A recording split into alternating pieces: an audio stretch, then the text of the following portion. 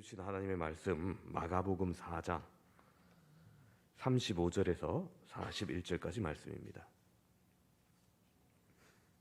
마가복음 4장 35절에서 41절까지.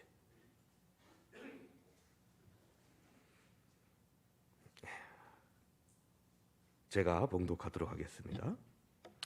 그날 저물 때 제자들에게 이르시되 우리가 저편으로 건너가자 하시니 그들이 무리를 떠나 예수를 배에 계신 그대로 모시고 가매 다른 배들도 함께 하더니 큰 광풍이 일어나며 물결이 배에 부딪혀 들어와 배에 가득하게 되었더라.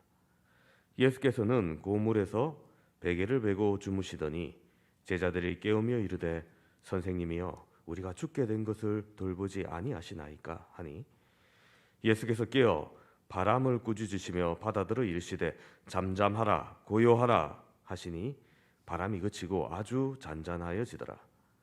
이에 제자들에게 이르시되 어찌하여 이렇게 무서워하느냐 너희가 어찌 믿음이 없느냐 하시니 그들이 심히 두려워하여 서로 말하되 그가 누구이기에 바람과 바다도 순종하는가 하였더라. 아멘. 광풍은 우리의 인생에 생각하지도 못하는 사고와 위협에 비유되곤 합니다. 바다 같은 세상에서 우리는 인생의 항해를 합니다.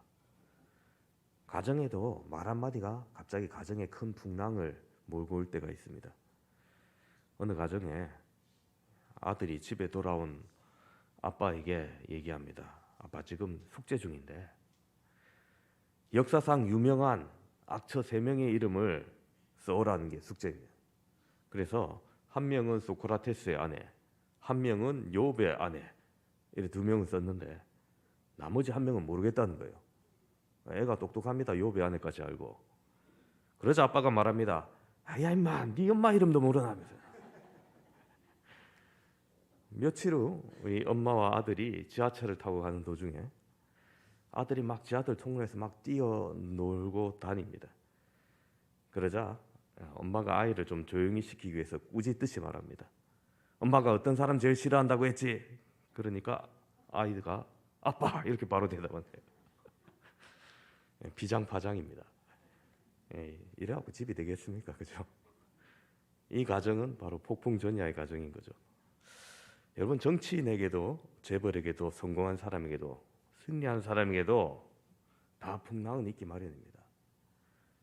그리고 여기 주목해 보아야 되는 것 중요한 사실은 풍랑을 만났다는 것이 아니라 풍랑을 어떻게 극복했느냐가 중요한 거죠. 사실 우리가 길게 바라볼 인생 가운데 짧은 기간이 고난의 기간인데 극단적인 선택을 하기도 합니다. 그러나 예수님과 함께하는 사람들은 절대 침몰해서는 안 됩니다. 어떤 고난이 와도 쓰러지거나 패망하지 않습니다. 항상 안전하고 승리하게 됩니다. 오히려 그 고난을 통해서 연단을 받아 더 큰 유익을 얻게 되는 것입니다. 성경에는 하나님의 말씀에 불순종해서 그 죄로 풍랑을 당한 사건도 있습니다. 바로 요나 같은 경우죠. 니느웨로 가라는 하나님의 말씀을 어기고 다시스로 가다가 풍랑을 만났습니다. 사도행전 27장에도 호송하는 배 군인들과 선장에게 사도 바울이 분명히 경고했습니다. 바람을 만날 것이다. 그러나 듣지 않아 풍랑을 당하는 기사도 나옵니다. 여러분 우리의 가정에도 이와 같은 광풍이 있을 수 있습니다. 사업에도 광풍이 있을 수 있습니다. 영국의 역사학자인 토인비 박사는 역사적으로 문명이 최고로 발전한 시기는 평화로울 때가 아니라 오히려 고통스러웠을 때였다고 말합니다. 여러분 역사적으로 바라봐도 날씨 좋고 경치 좋은 나라에서 문명이 발전하기보다는 오히려 그렇지 않은 나라에서 더욱더 문명이 발달했던 것을 보게 됩니다. 캄캄한 어둠을 밝히기 위해서 전기가 나왔듯이 말입니다. 이와 같이 운명을 개척하는 정신이 바로 기독교 정신입니다. 여러분 풍랑은 우리의 교회에도 가정에도 또 나라에도 시시때때로 찾아옵니다. 그러나 이 어려움을 극복하고 나면 기쁨과 행복이 찾아온다는 사실도 여러분 믿으시기를 바랍니다. 우리는 주어진 삶 속에서 크게 두 가지 환경을 만날 수 있습니다. 순풍에 돛달듯이 갈 때가 있고, 불어오는 광풍으로 인해 힘들게 갈 때가 있습니다. 그러나 여러분, 우리가 기억해야 될 것은 그 어느 것이든 상관없이 하나님께서 목적하신 일을 우리 삶에 이루어 가면서 하나님 뜻대로 우리가 살아가게 된다는 겁니다. 올림픽에서 금메달을 딴 사람들을 보면 그렇게 잘 사는 사람, 부잣집 아들, 딸들이 별로 많지 않은 것 같아요. 대부분 가난과 어려움 속에서 끝까지 이를 악물고 내 인생에는 이것밖에 없다는 심정으로 그렇게 운동하는 선수들이 금메달을 딴 경우를 많이 봅니다. 자신에게 주어진 환경을 극복하기 위해서 최선을 다했기 때문에 성공하고 승리한 것이죠. 오늘날에도 고난을 당하는 사람, 역경을 당하는 사람 많습니다. 그러나 그 역경과 고난을 통해서 강인한 성품이 되고 또 지혜를 터득한 사람은 결국 성공한 삶을 살게 되는 것입니다. 그래서 고난이 클수록 영광도 크다라는 말이 있지 않습니까? 오늘 우리가 읽은 성경 말씀에도 역경을 만난 제자들이 등장합니다. 35절을 보시면 그날 저물 때 제자들에게 이르시되 우리가 저편으로 건너가자 하시니. 자, 여러분, 그날이라 어떤 날이냐면요, 주님께서 따르는 무리에게 씨 뿌리는 비유, 네 가지 토양을 비유로 말씀하시면서 하나님의 말씀을 받아들이는 심령의 상태에 대한 교훈을 마치신 후에 예수님께서 발릴리 바다를 건너가자 이렇게 말씀하십니다. 그래서 주님과 제자들 일행이 배를 타고 항해를 하기 시작합니다. 그때 갑자기 하늘이 캄캄해지고 파도가 높이 일었습니다. 37절을 보시면은 큰 광풍이 일어나며 물결이 배에 부딪혀 들어와 배에 가득하게 되었더라 라고 말합니다. 그렇습니다. 갑자기 광풍이 불어왔습니다. 미친 듯이 거센 바람이란 거죠. 여러분, 요즘 우리나라에도 돌풍에 의한 피해가 종종 보도되곤 합니다. 바람 때문에 생기는 피해인 거죠. 이렇게 거친 바람이 부는 이유는 과학적으로는 불안정한 기류 때문입니다. 뜨거운 공기와 차가운 공기가 만나면서 또 기압차가 생기고 그로 인해서 돌풍과 같은 강한 바람도 생기는 것입니다. 특히 이 갈릴리 지역, 갈릴리 바다도 예기치 않은 기상 변화가 좀 심한 곳입니다. 그래서 얼마나 변덕스럽든지 분명히 출발할 때까지 잔잔했던 곳이 갑자기 광풍이 불고 비가 장대같이 쏟아지긴 했던 겁니다. 여러분, 이것은 우리의 삶과 비슷합니다. 한평생 살아가면서 이와 같은 광풍과 큰 파도를 경험해 보신 적이 있을 겁니다. 그럼 여러분, 우리가 사는 동안 이와 같은 풍랑과 큰 파도와 같은 일을 만났을 때 어떻게 우리가 지혜롭게 극복할 수 있을까요? 첫 번째는 바다 같은 우리의 인생임을 자각해야 되는 겁니다. 아무도 예측할 수는 없습니다.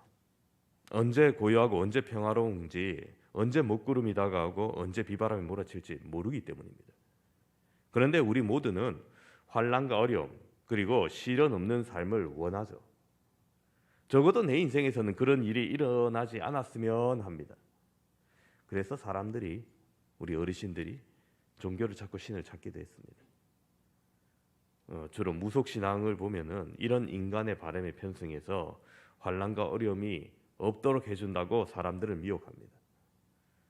그래서인지 이 나라의 점쟁이들이 21세기가 되었는데도 줄어들지 않습니다. 심지어 신자들 가운데, 성도들 가운데도 이런 분들 찾는 분들이 있다고요. 아니, 나는 우리 교회는 없는 줄 알았는데 살짝 들려오는 얘기로 있는 것 같아요. 그러나 여러분, 이 세상 어디에도 환난과 어려움이 없는 곳은 없습니다. 인생을 고해의 바다라고 하지 않습니까? 바다에는 반드시 풍랑이 있듯이 우리의 인생에도 반드시 이러한 일은 있습니다. 하나님의 자녀인 우리도 마찬가지인 겁니다. 이 고해의 바다 같은 세상 속에서 살아가는 우리도 똑같이 환난을 겪고요, 풍파가 있습니다. 억울해도 할 수 없습니다. 엄연한 사실이기 때문입니다. 지금 제자들이 풍랑을 만난 배, 여러분 그 배 누가 타고 계십니까? 주님이 타고 계십니다. 안 타셨습니까? 아닙니다. 함께 계십니다. 주님이 타신 배도 역시 풍랑을 만나는 겁니다. 그렇다면 여러분 우리의 삶에 환난과 시련이 있다는 것 이상한 일이 아니라는 겁니다. 문제는 뭡니까? 이 풍랑을 맞는 자세입니다. 인생의 어려움과 역경을 대하는 우리의 태도가 문제인 겁니다. 그러면 어떻게 해야 됩니까? 우리의 삶에 풍랑이 있게 하신 하나님의 뜻을 헤아려야 되는 거죠. 왜 내게 이런 어려움이 있는가를 깨달아야 됩니다. 그러기 위해서 주님은 이런 풍랑 가운데 어떻게 하셨는가 우리가 이 시간 더욱더 살펴볼 필요가 있는 거죠. 38절을 보시면은 상반절에 이렇게 기록되어 있습니다. 예수께서 고물에서 베개를 베고 주무시더니, 주무시고 계십니다. 아예 배의 고물, 배의 높은 곳을 베개 삼아서 깊이 잠드셨습니다. 근데 여러분 지금 이 상황이 어떤 상황이에요? 제자들의 반응을 보면 더욱더 실감할 수 있습니다. 제자들이 깨우며 이르되 선생님 우리가 죽게 된 것을 돌보지 아니하시나이까 했습니다. 죽을 것 같다는 겁니다. 왜 그렇습니까? 37절 보니까 큰 광풍이 일어나서 배에 물결이 부딪혀서 물이 조금씩 들어오는데 그게 어느새 배에 점점 찼다는 거예요. 여러분들이 이런 환경을 만나면 어떡하시겠습니까? 초보들은 더욱더 당황합니다. 그런데 여러분 지금 배에 타고 있는 제자들 7명이 어부 출신입니다. 그들이 베테랑이에요. 바다에서 태어나 바다에서 죽는 것을 자랑으로 여기는 어부들이 지금 겁에 잔뜩 질려 있습니다. 그만큼 상황이 심각한 거죠. 한마디로 자기 능력 밖이라는 겁니다. 자신들의 경험과 재능으로서는 도저히 감당할 수 없는 처지라는 겁니다. 여러분 우리도 인간들이 보통 언제 절망합니까? 내 힘으로는 이거 해결할 수 없다고 판단될 때 절망합니다. 내가 가진 힘이나 내가 가진 돈이나 내가 가진 재능이나 뭐 어떤 것으로도 해결 방법이 없을 때 우리가 그때 절망합니다. 반대로 내 힘과 내 능력으로 어떤 것을 해결할 수 있다고 할 때 우리가 기고만장합니다. 자만합니다.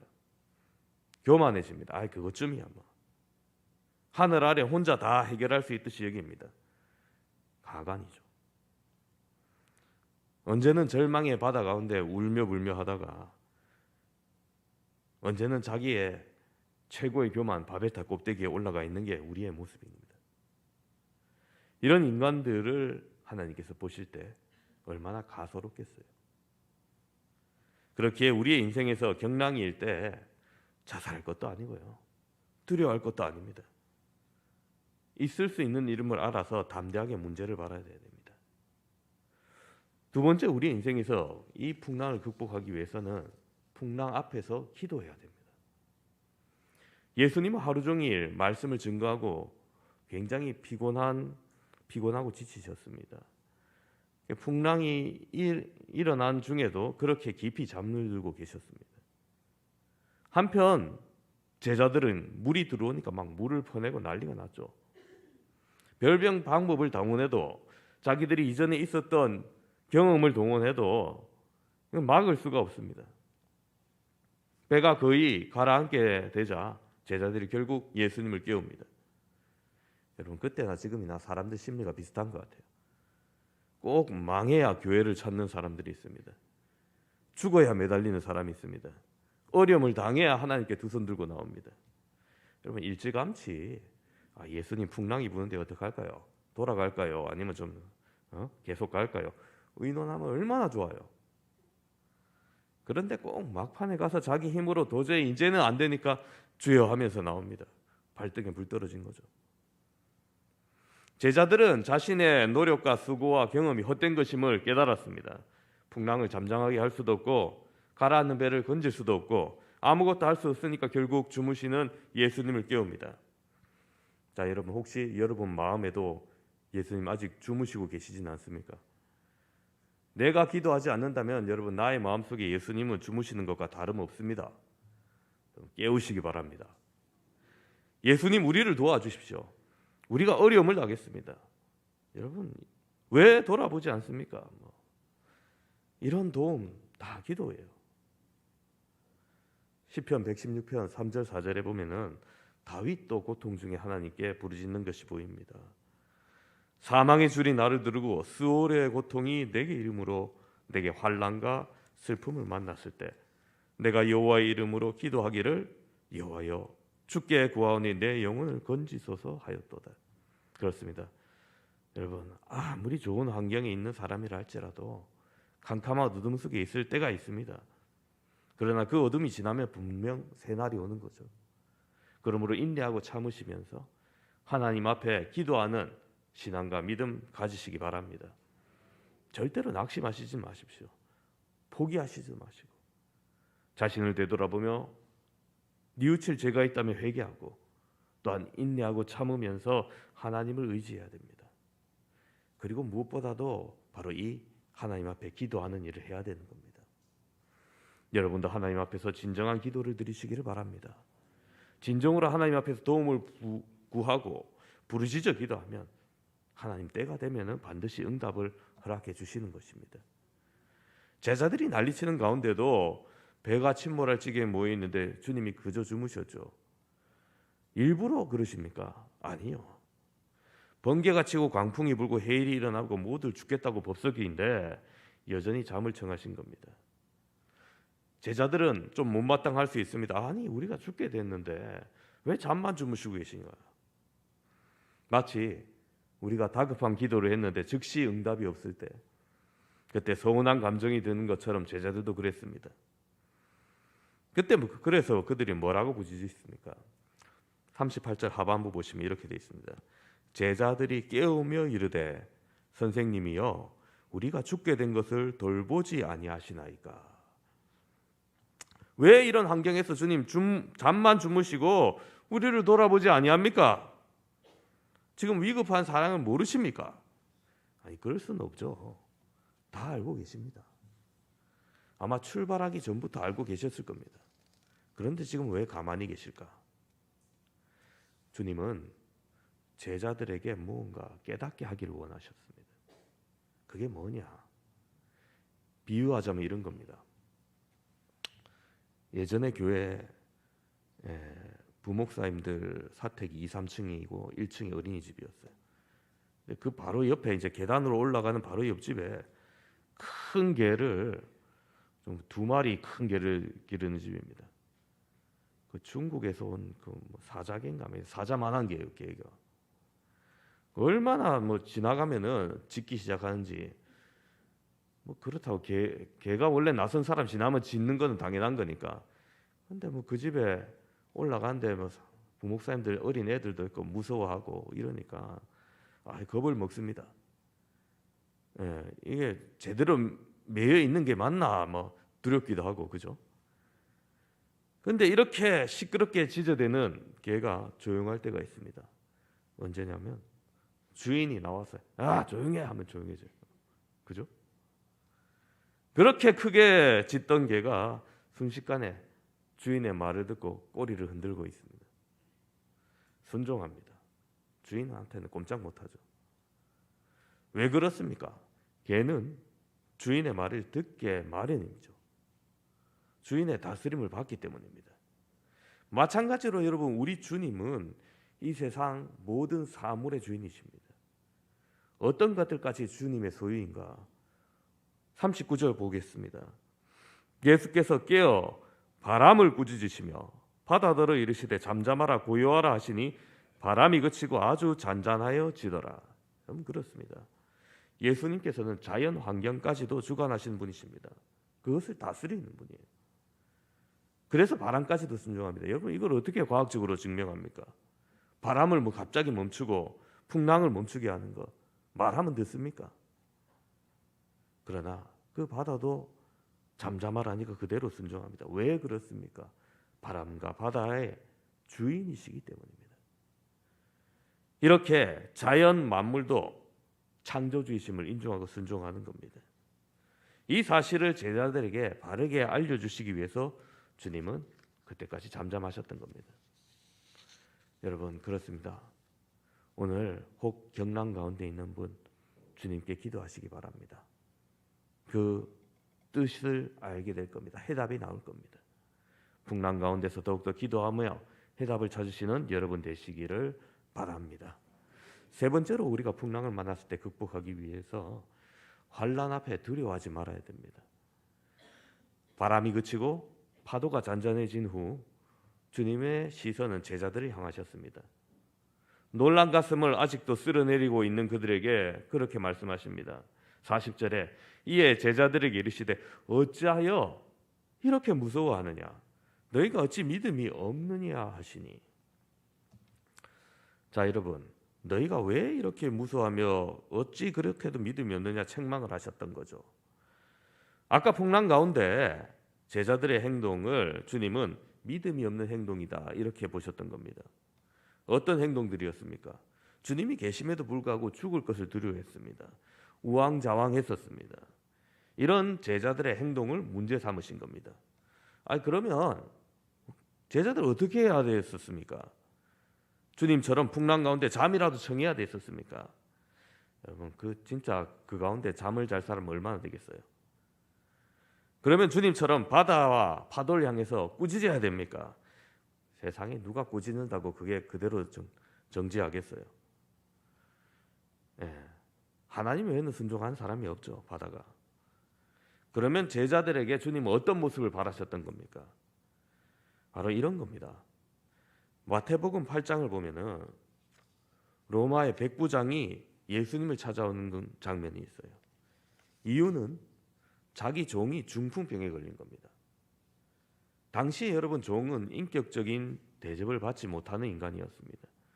늙고 병들어 쓸모없는 종은 그냥 버리는 것이 관례였습니다. 그럼에도 이 백부장 로마 장교는 종을 위해서 일부러 예수님을 찾아와서 애원합니다. 그러자 예수님께서 내가 가서 고쳐주마 얘기합니다. 그때 백부장이 다시 말합니다. 주님 내 집에 오심을 감당하지 못하겠사오니 다만 말씀만으로 허락하옵소서. 그리하면 내 하인이 낫겠나이다. 주님께서 자기 집까지 오시는 수고를 안 하시고 여기서 말씀만 하셔도 하인이 낫겠다는 믿음이 그에게 있었던 겁니다.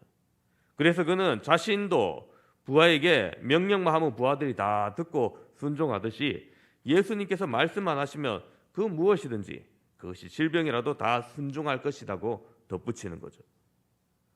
여러분 이 백부장은 로마인이면서 이방인이면서 예수님의 말씀으로 무엇이든지 할 수 있다. 이 세상 모든 만물의 주인이시다는 것을 명백하게 알고 있었던 겁니다. 그래서 주님이 어떤 반응을 보입니까? 내가 진실로 너희에게 이르노니 이스라엘 중에 아무에게도 이만한 믿음을 만나보지 못하였노라 말합니다. 그렇습니다. 분명한 칭찬의 말씀이죠. 그의 믿음을 이스라엘에서도 제자들에게서도 찾아볼 수 없었다는 것입니다. 그런 후에 얼마 안 있어 오늘 본문에 같은 상황이 발생한 겁니다. 이제 제자들은 주님을 따라다닌 지 2년이 지났습니다. 그럼에도 불구하고 도대체 주님이 누구신지 제대로 알지 못하는 거죠. 주님이 옆에 계신데도 불구하고 풍랑이 일면 죽는다고 허둥대는 겁니다. 풍랑과 바다까지도 순종하는 만물의 주인이심을 몰랐던 겁니다. 그래서 주님이 어찌하여 무서워하느냐 믿음이 적은 자들이라고 꾸짖는 것이죠. 백부장은 이 사실을 알고 믿음으로 칭찬을 들었고 제자들은 알지 못해 믿지 않으므로 꾸중을 들었던 겁니다. 그렇다면 여러분 칭찬받는 믿음과 꾸중받는 믿음의 차이가 뭡니까? 바로 예수님에 대한 인식과 신뢰의 차이입니다. 문제에 대한 인식은 필요합니다. 풍랑이 그대로 되면 가라앉겠구나. 중풍이 그대로 되면 사람이 죽겠구나. 문제의 인식을 해야 됩니다. 그리고 주님께 나와 아뢰일 때 주님을 어떤 분으로 여기고 얼마나 신뢰하며 살아가느냐 이것이 바로 칭찬과 책망의 기준인 거죠.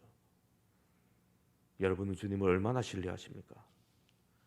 그리고 주님을 어떻게 생각하십니까? 여러분에게 있어서 주님은 어떤 분이십니까? 특히 삶의 풍랑이 닥쳤을 때, 큰 위기가 왔을 때 그때 주님을 어떻게 여러분 고백하고 계십니까? 혹 제자들처럼 그 풍랑이 두려워해서 무서워해서 피하려고만 하지 않으십니까? 왜 나에게 이런 어려움이 계속되는가 원망하고 불평하고 낙심하고 절망하진 않습니까? 여러분, 우리 주님께서 제자들에게 풍랑을 허락하셨다는 사실 잊지 마시기를 바랍니다. 주님은 제자들로 하여금 거센 풍랑을 겪게 하셨습니다.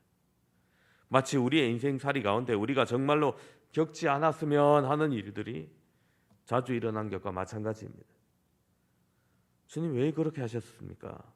바로 그 풍랑, 그 바다 같은 인생이 그것을 잠잠하게 하실 분이 누구신가를 보여주기 위해서입니다. 41절 보니 이렇게 말합니다. 그들이 심히 두려워하여 서로 말하되 그가 누구이기에 바람과 바다도 순종하는가 하였더라. 그제서야 안 겁니다. 주님이 보통 사람이 아니라 바람과 바다, 자연까지도 순종하는, 주관하는 하나님의 아들 메시아임을, 창조주이심을 깨달은 겁니다. 주님께서 제자들에게 보여주고자 했던 풍랑을 잔잔케 하는 능력 그 자체가 아닙니다. 그 능력을 너희가 겪는 모든 어려움과 고난을 내가 다 막아주겠다, 이것도 중요한 메시지가 아닙니다. 그럼 뭐냐? 이 세상의 모든 풍랑이 주님의 손에 있는데 왜 그것을 그렇게 두려워하느냐인 겁니다. 그래서 풍랑까지도 복종하는 주님께 의지해라는 겁니다. 이것이 메시지인 겁니다. 격렬한 풍랑 속에서 담대하게 흔들림 없이 살아갈 수 있는 믿음을 가르치시고자 하셨던 겁니다. 여러분, 어려움이 해결되면은 또 시간이 지나다 보면 또 다른 어려움이 나타나기 마련이에요. 풍랑이 잔잔해졌다고 그 바다가 다시는 바람이 불지 않는 바다가 되는 건 아닙니다. 우리의 문제도 그렇습니다. 풍랑의 문제만 해결된다고 거기에만 매달려서는 안 됩니다. 해결되어도 또 다른 광풍이 다시 다가올 겁니다. 그러면은 항상 불안하고 항상 걱정에 휩싸일 수밖에 없겠죠. 그러므로 여러분, 그 문제 자체만 매달리지 마시고 우리가 세상에서 풍랑이 잦고 파도가 분다 해서 제자처럼 그것만 피하려 하지 마시고 두려워만 하지 마시고 지금 내 곁에 주님이 함께하고 계신다는 것을 확실히 믿으시길 바랍니다. 이 세상을 창조하시고 모든 것을 주관하시고 설립하신 그 하나님, 그리고 나를 선택하사 하나님의 자녀 삼으신 그 좋으신 아버지 하나님께서 고난 중일지라도 풍랑 가운데 있어 할지라도 지금 나와 동행하고 있다는 사실을 확실히 믿으셔야 됩니다. 그러면 어떻게 됩니까? 비바람 가운데 있다 할지라도 광풍이 분다 할지라도 두려워할 게 무엇이겠습니까? 한마디로 잔잔하게 해주시는 주님이 나와 함께 하시는데 뭐가 두렵겠습니까? 그러니 피하려고 하지 마시고 맞서시고 두려워하지 마시고 믿으시길 바랍니다. 우리의 인생에 파도가 없기를 바라지 마시고 풍랑을 피하려고만 하지 마시고 광풍 속에서 주님을 바라볼 수 있는 믿음을 달라고 기도하십시오. 파도나 풍랑을 피하는 것은 어리석은 자입니다. 풍랑이 불지 않기를 기대하는 것도 어리석은 자입니다. 풍랑이 나를 피해 주기를 기다리는 것도 어리석은 일입니다. 오직 우리는 이 풍랑을 잠재우실 능력의 하나님을 바라보며 확실하게 믿어야 되는 겁니다. 그래서 두려워하지 않는 겁니다. 우리 삶에 그렇게 하나님이 주신 뜻을 깨달읍시다. 그리고 그 풍랑 한가운데 함께 하시는 주님을 바라보면서 두려움 없이 주님을 의지하고 살아가는 저와 여러분 되시기를 주님의 이름으로 축원합니다.